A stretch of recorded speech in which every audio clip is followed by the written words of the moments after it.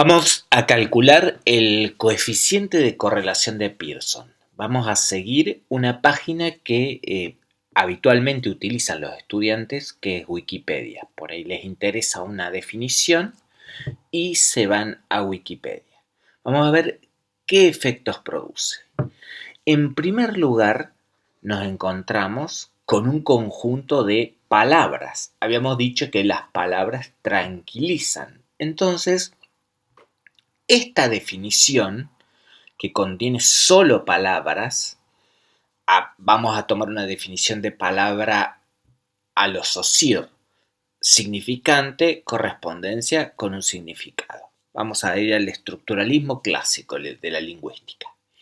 Entonces, dice, en estadística, que es una rama de las matemáticas, el coeficiente de correlación de Pearson es una medida lineal entre dos variables aleatorias cuantitativas.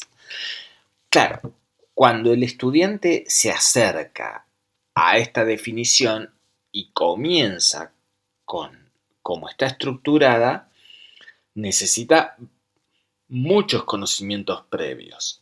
De otra manera, se utilizan términos que no puede entender qué significan.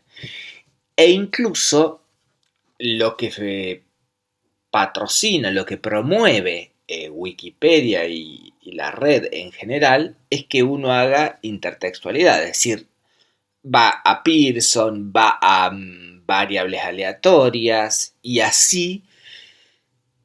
Pero, ¿qué va sucediendo en el sistema que llamaremos cerebro mental?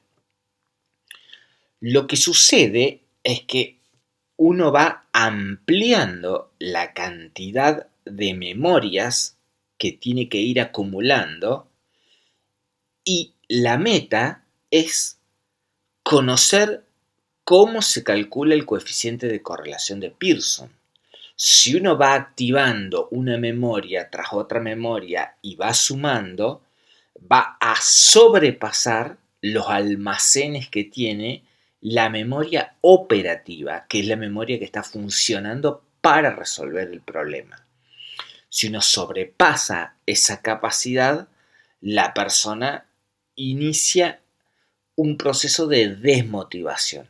La desmotivación la habíamos relacionado con pequeños insuflos de mayor probabilidad de realizar una conducta, pero lo habíamos vinculado a el estado de ánimo, y el estado de ánimo está ligado a una variable intermedia entre estado de ánimo y motivación, que es la expectativa. A medida que van aumentando las cantidades de memorias que se van activando como pop-ups para comprender la definición, lo que voy haciendo es disminuyendo la expectativa de que voy a alcanzar la meta. Esa meta pertenece a las funciones ejecutivas. Cuando estudiamos en neurociencia funciones ejecutivas, vemos que establecer metas requiere de un cambio hemodinámico, es decir, un cambio en el flujo de sangre importante en una región particular del cerebro, que es la corteza prefrontal. Tiene la particularidad de que es evolutivamente nueva y no tiene arterias que lleguen ahí de forma directa, sino más bien capilares. Entonces, que funcione, que cambie hemodinámicamente esa zona, requiere de mayor esfuerzo que lo que se llama la red por defecto, la default network, que en criollo sería cuando uno está divagando. Divagar no cuesta nada a nivel hemodinámico.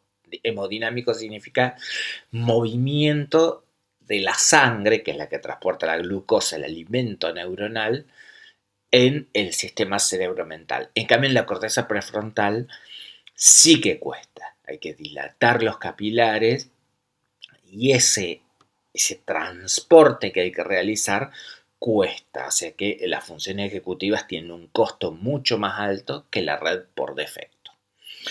Entonces, establecer metas que está asociado a la corteza prefrontal tiene un costo. Si ese costo requiere activar numerosas memorias que sobrepasan memoria de trabajo, las expectativas son no voy a alcanzar esa meta, se pierde la meta. Entonces, si yo arranco diciendo en estadística el coeficiente de correlación de Pearson es una medida lineal entre dos variables aleatorias cuantitativas, lo primero es tener totalmente asentada cada una de esas palabras para que el efecto tranquilizador de las palabras funcione. Entonces tengo que decir que es lineal. Tienen que saber qué significa lineal. Algo lineal es que si algo aumenta, lo otro aumenta. O aumenta y significativamente disminuye. O disminuye y disminuye. Eso es ser lineal. Incluso en el pensamiento cotidiano se dice que alguien es muy lineal cuando establece relaciones relativamente simplistas, cuando dice, bueno, si aumenta tal cosa, entonces va a aumentar tal cosa, o si aumenta tal cosa, va a disminuir tal cosa. Y hay muchos ejemplos de la vida donde las relaciones no son lineales. Una de las más conocidas es el estado de actividad física y el rendimiento intelectual. Una persona con muy poca actividad física tiene un mal rendimiento intelectual, o sea, tiene menor rendimiento intelectual. A medida que la persona, y eso se ha estudiado muy bien, camina 40 minutos, rinde excelente en, por ejemplo, tareas de funciones ejecutivas. Ahora, si ya estuvo corriendo 2 horas, vuelve a un rendimiento bajo en funciones ejecutivas. Esa relación no es lineal porque aumenta y mejora, pero aumenta más y empeora. Y si cuando es bajo, empeora. Bien, una relación lineal es una relación simple que se puede caracterizar por un cuadrante. Aumenta, aumenta, aumenta, disminuye, disminuye, disminuye, disminuye, aumenta. Hay una quinta opción, muy probable, de que no haya relación alguna, de que uno aumente y el otro haga cualquier cosa. Uno disminuye y el otro haga cualquier cosa. Bien. Eso es una medida lineal. Cuando estamos en medidas lineales, estamos en las medidas asimples. Pero son las que se usan mucho en la vida diaria. En los razonamientos diarios se utilizan muchos razonamientos lineales. Uno le brindó eso al alumno y ¿qué le brindó a nivel neurocognitivo? Le brinda una entrada de nodos hacia los conceptos. ¿Qué es entrada de nodos hacia los conceptos? Cada concepto, por ejemplo, la palabra lineal está conformada por pequeños rasgos. Esa cantidad de rasgos que uno tiene define la comprensión que uno tiene de la palabra, que podríamos decir es indicativo de qué tan tranquilo me deja esa palabra. Si yo empiezo con es una medida lineal y no le inoculo rasgos, entonces la tranquilidad de la palabra no funciona. Tiene que haber todo una entrada previa para que funcione la tranquilidad de la palabra. Entonces yo puedo decir el coeficiente de correlación de Pearson, que está dentro de la estadística, ya incluso la utilización de inclusiones categóricas, el coeficiente de correlación de Pearson, que está dentro de la estadística, que está dentro de la matemática, esas relaciones categóricas son simples pero organizan. Cuando se dice organizan, implica que uno está actuando sobre un sistema que en neurociencias cognitivas se ha estudiado muy bien, que es el sistema de control ejecutivo semántico. cómo las funciones ejecutivas, que ya hemos visto, controlan a las capacidades semánticas. Categorizar es una buena actividad de control ejecutivo semántico. Inocular rasgos a las palabras para que los conceptos tengan más potencia es fortalecer el campo semántico. Entonces, si yo fortalezco la meta y fortalezco el campo semántico, estoy uniendo las funciones ejecutivas con las funciones semánticas. Entonces, la definición que estoy estableciendo de comienzo, que me tendría que tranquilizar, me está tranquilizando. Entonces dice, es una medida lineal entre dos variables aleatorias. Bueno, primero, nuevamente, inocular rasgos. ¿Qué es una variable y qué significa aleatoria? Variable es un concepto que se puede distribuir. ¿Qué significa distribuir? Que puede asumir valores. Si yo digo esperanza, uno dice, bueno, no es una variable. Ahora, si yo digo la esperanza de vida y mido en los distintos países a qué edad mueren las personas y calculo el promedio, convertí la esperanza en esperanza de vida y se convirtió en una variable porque le pude asignar valores a un concepto bajo ciertas reglas. Aleatorias, ¿qué significa? Aleatoria significa que son azarosas, pero ¿qué connotación tiene aquí azaroso? Que puede asumir cualquier valor. Asumir cualquier valor implica que no tengo una restricción específica. Si yo coloco una variable donde es, supongamos, sexo, varón, mujer, y le otorgo un valor, varón 1, mujer 2. Entonces ya tengo una restricción muy específica. El coeficiente de correlación de Pearson no se puede calcular cuando las variables son de ese tipo, cuando tengo esas restricciones. Tienen que ser aleatorias en el sentido de que pueden asumir cualquier valor. Y cuantitativas. ¿Cuál es la diferencia de cuantitativa con cualitativa? Que si yo digo, ¿qué auto tenés? Un Renault 12. ¿Y vos? Una Kangoo. Bien. Si yo no establezco más que eso, es una variable cualitativa. ¿Qué auto tenés? Es decir, bajo ciertas reglas, a un concepto, el auto, le asigné un valor. En un caso Renault 12, en otro caso Kangoo. Pero no establezco que ninguno es más ni menos que el otro. Distinto sería si yo le asigno el precio a cada uno de esos coches. Ahí lo puedo convertir en una variable cuantitativa.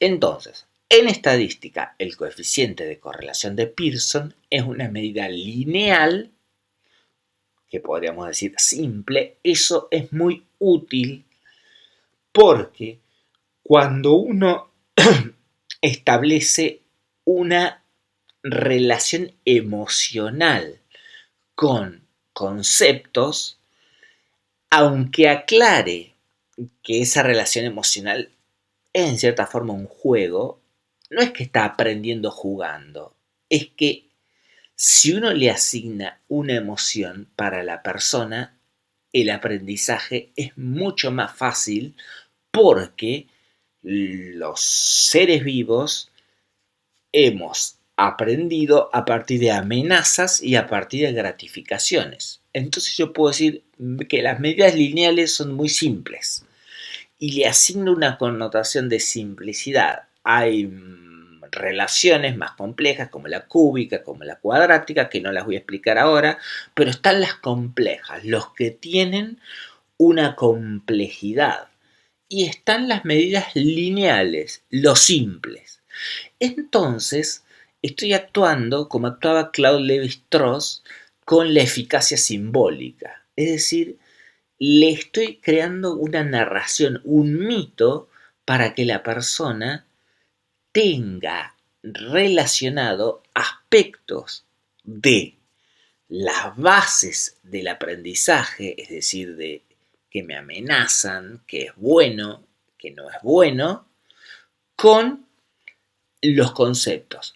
Obviamente que la persona sabe, se le aclara que no es que una medida lineal sea mala y tampoco se le va a decir así, pero sí se le puede establecer con riqueza narrativa, con creatividad, se pueden generar mitos acerca de las medidas lineales, las medidas no lineales, e incluso es interesante que a veces medidas que tranquilamente podrían ser explicadas linealmente se complican por explicarlas no linealmente.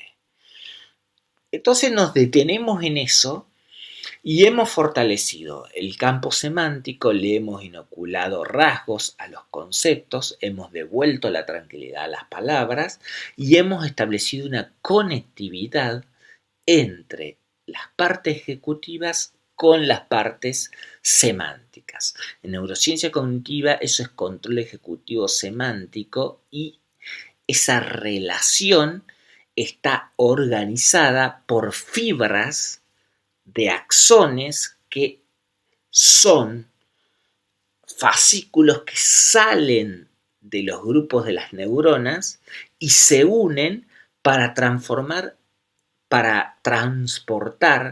información y a la vez transformarla porque llevan en sí mismo algoritmos, que es un concepto que después vamos a ver, entre zonas de la misma corteza cerebral. Y eso también es muy importante, y ahí hay un puente conceptual. Si están en la misma corteza cerebral, quiere decir que van a requerir mayor esfuerzo. Todo lo que suponga actividad de la corteza cerebral tiene más esfuerzo que lo que está asociado a partes que no son de la corteza cerebral. Ahora hay que saber qué es la corteza cerebral, qué es la subcorteza y cuáles son las 7 partes del sistema nervioso. Bien, ese aspecto de conocimiento ya de neurociencias asociadas a técnicas de detección de señales, diferenciación de sistema, es algo que el docente puede conocerlo, puede saber de qué manera está organizado el sistema nervioso y por qué lo conocemos de esa forma. Ahora, eso es útil saberlo y podríamos decir que hay un puente funcional. Cuando la relación, como en este caso, de control ejecutivo semántico, si sabemos que implica zonas de la corteza cerebral y conocemos la corteza cerebral y conocemos la subcorteza, sabemos que las fibras de la corteza cerebral transportan información a menor velocidad y necesitan mayor entrenamiento que si van de la corteza cerebral hacia zonas que están debajo. Se podría dar ejemplos, pero no quisiera extenderme tanto. Pero, por ejemplo, aprender cuando una persona maneja, cuando una persona conduce, le está enviando señales de la corteza a la subcorteza. Eso no genera costos, se llaman procesos automáticos. Al principio, cuando aprendió a manejar, no eran automáticos, pero después sí, porque hay un principio del sistema nervioso, es que se llama aferentización, es que progresivamente va volviendo automático lo que es controlado. Entonces, solo nos hemos detenido en esa primera parte de las matemáticas que tiene solo palabras. Y habíamos dicho, hay un efecto tranquilizador de las palabras, pero es crucial que le devolvamos a el efecto potencialmente tranquilizador de las palabras la cantidad de rasgos semánticos suficientes para que sea tranquilizador. No dejar a que el alumno comience a cliquear y a aumentar porque le va a sobrepasar la memoria de trabajo y ¿qué pierde ahí? Pierde la meta. Pierde que tenía que calcular el coeficiente de correlación lineal. Y uno dice, claro, pero no me dijiste que era correlación. Correlación significa qué tan relacionado está. Y si uno dice qué tan relacionado está, ¿qué? Dos variables. Y ya sabíamos, ahora ya sabemos que son dos variables. Una variable es un concepto al que de acuerdo a determinadas reglas le puedo asignar un valor. Ahora, esto empieza a demandar por parte del estudiante un grado de abstracción que... ¿Qué significa la abstracción en neurociencia cognitiva? Significa que está empezando a actuar el lóbulo temporal anterior. Y el lóbulo temporal anterior está organizado de manera que todo lo que es simple, lo que son rasgos, lo que son palabras como coeficiente, correlación, Pearson, que es una persona, Carl Pearson, prominente científico, matemático y pensador británico, medida, lineal, todo eso tiene que conjugarse en un proceso supraordinal que es la abstracción. Ahora, la abstracción se potencia si yo le puedo concretizar la relación que hay entre todos estos términos. Por ejemplo, le puedo decir, ¿crees que la edad y la inteligencia y las medidas de inteligencia están correlacionadas? La pregunta es interesante porque cuando uno mide, inteligencia es un concepto que ya no se utiliza, pero supongamos que aplicamos el famoso test de Wechsler que mide el coeficiente intelectual. Los coeficientes intelectuales, las medidas, están ajustadas por edad, es decir, a un chico de 4 años le tomo tareas aptas para un chico de 4 años, a un chico de 5 para 5. Entonces, no es, porque uno tendería a pensar, sí, obviamente, a mayor edad, mayor coeficiente intelectual, pero yo lo estoy midiendo a ese coeficiente intelectual.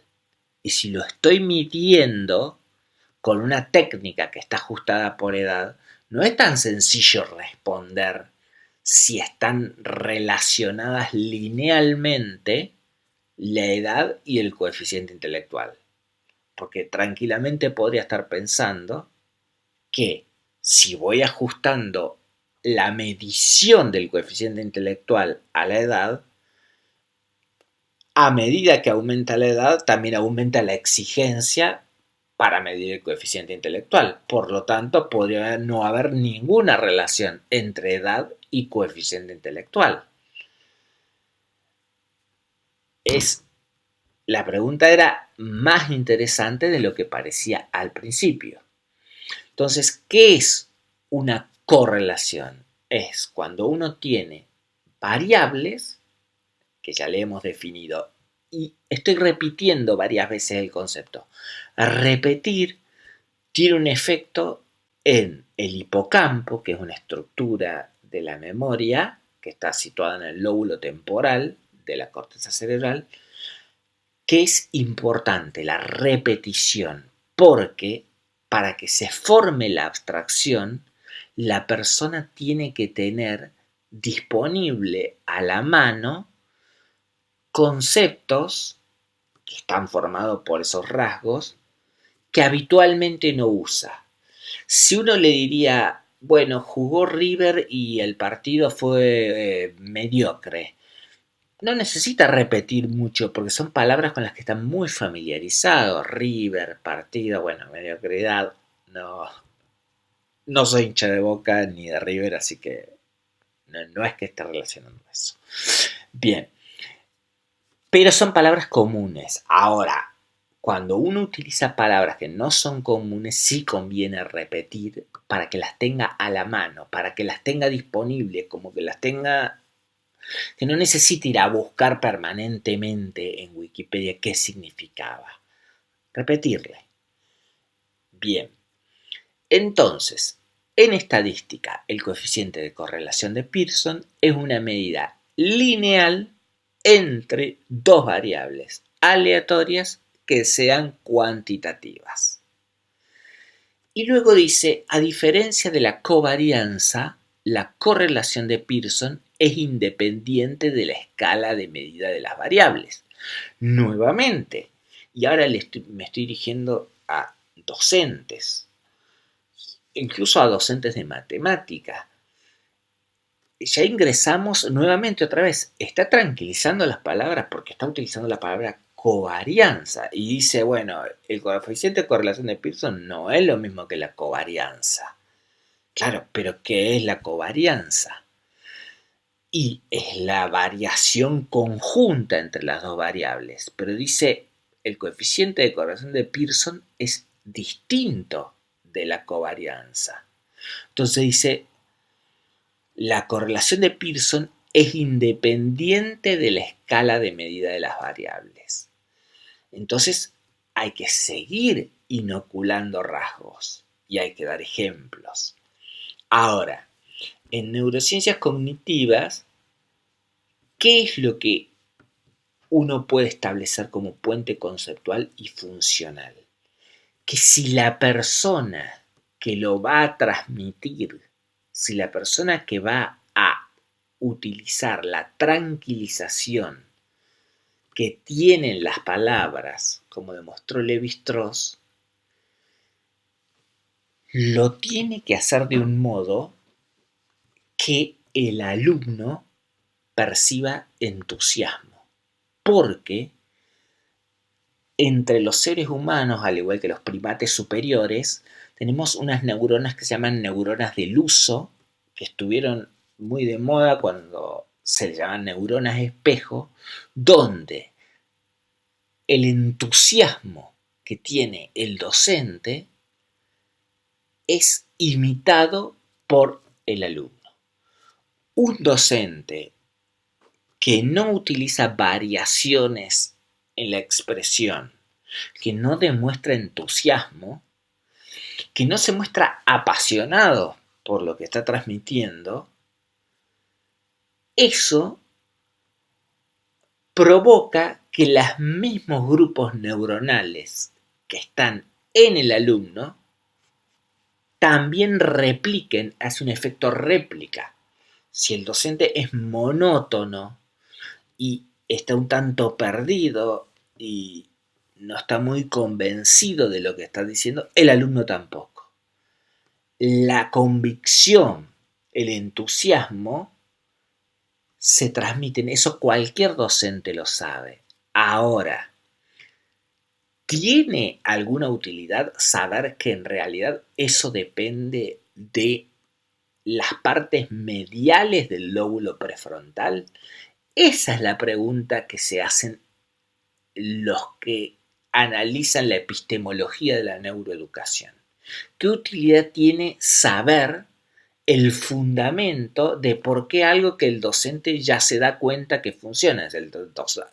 Cuando hay alguien es director de escuela, se da cuenta que hay docentes que transmiten con mucho entusiasmo, docentes que no, y que eso tiene un efecto. Ahora, saber que eso tiene que ver con la corteza medial prefrontal. ¿En qué nos potencia? Y nos va a potenciar en la medida en que hagamos de la corteza medial prefrontal algo que podamos utilizar y relacionar con qué se relacionan esas neuronas del uso, con qué se relacionan esas neuronas llamadas neuronas espejo. Por ejemplo, están muy vinculadas con el movimiento. Entonces, la explicación que utiliza movimientos, en el sentido motor, movimientos con las manos, movimientos gestuales, activa las neuronas espejo. Obviamente, hay un aceptante que estudió un psicólogo ruso que se llama Anochin, que indica qué tan creíble es lo que se está observando. No se trata de que el docente se ponga en movimientos.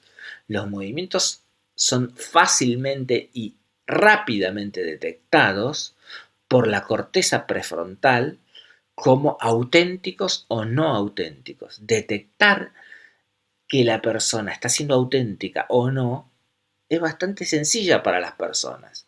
Luego que tomen una decisión de acuerdo a lo que detectaron es otro aspecto.